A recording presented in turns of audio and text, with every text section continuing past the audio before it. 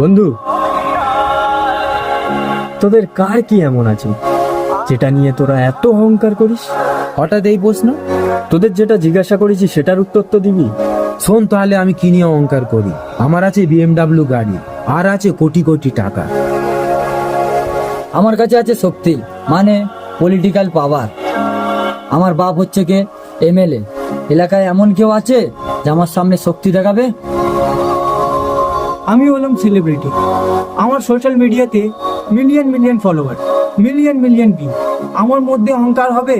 এটাই তো স্বাভাবিক। তুই কি বললি?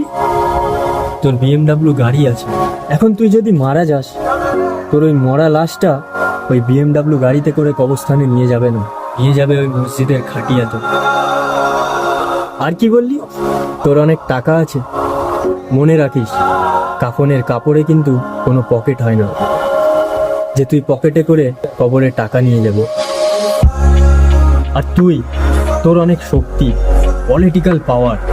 এখন তুই যদি মারা যাস, তোর 3.5 হাত মাটির তলায় রেখে আসা হয়, তুই কি পারবি তোর শক্তি আর পলিটিক্যাল পাওয়ার দিয়ে কবর থেকে উঠে আসতে?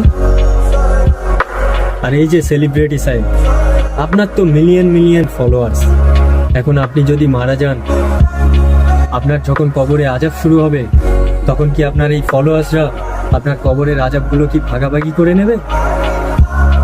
নেবে না। যার যার কর্মের ফল তারই ভোগ করতে হবে। আর আমাদের আল্লাহ পাক কি বলেছেন? কুল্লু নাফসিন যায়কাতুল মাউত। প্রত্যেকটা প্রাণীরই মৃত্যুর স্বাদ গ্রহণ করতে হবে। সুতরাং অহংকার না দেখিয়ে সবাই মৃত্যুকে ভয় কর।